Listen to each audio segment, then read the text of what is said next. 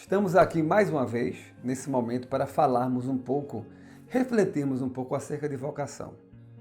Olha, você já foi questionado alguma vez acerca da sua capacidade de exercer as suas atividades cotidianas? Aquela atividade que você considera a sua missão, a sua vocação dada por Deus? Bem, eu acho que todos nós já fomos afrontados e questionados na nossa caminhada. Isso é normal.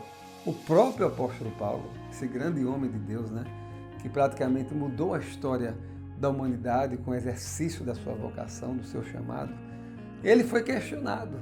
No final da primeira viagem missionária, na região que a gente chama de Galácia do Sul, o seu ministério de apóstolo foi questionado, porque ele não havia cumprido, digamos, os requisitos que os outros discípulos que se tornaram apóstolos haviam cumprido. Vamos olhar em Atos capítulo 1, versículo 21, que requisitos eram esses?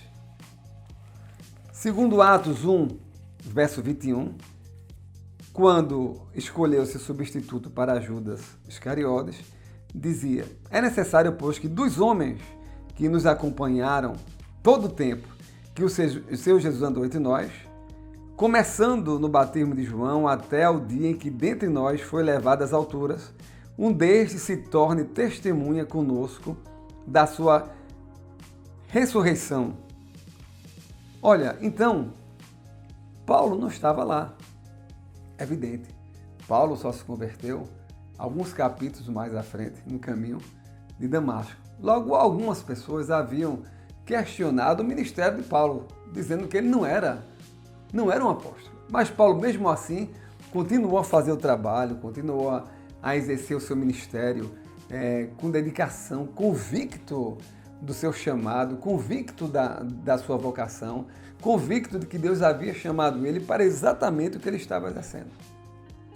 Dentro dessa perspectiva, eu queria que você nunca desistisse da vocação que Deus tem lhe dado.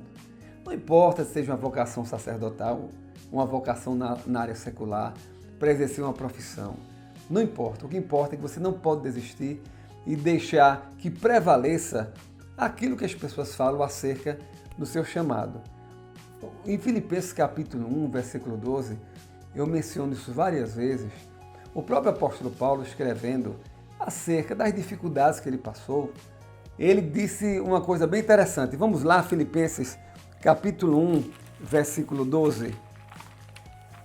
Paulo afirma, quando escreveu a epístola aos Filipenses, o seguinte, ele diz: quero ainda, irmãos, cientificar-vos de que as coisas que me aconteceram tenham contribuído para o progresso do Evangelho.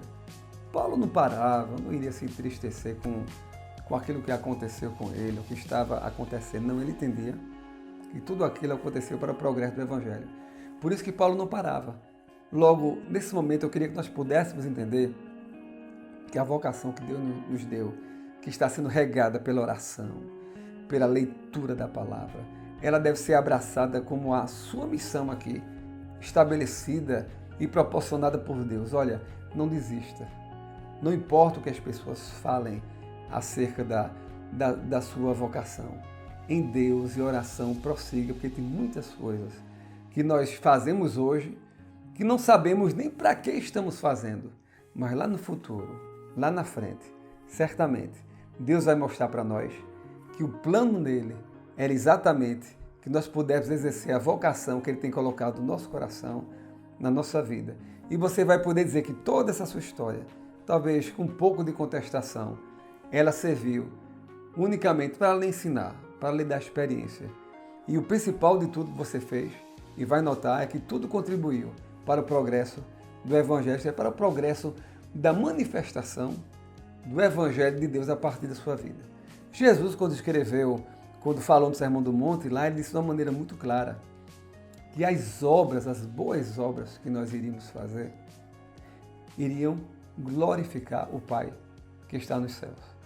Logo, não se preocupe, faça o trabalho, invista na sua vocação. E essa boa obra que você vai fazer vai glorificar a Deus que está nos céus. Não desista. Deus tem um plano na sua vida. Um abraço. Deus te abençoe.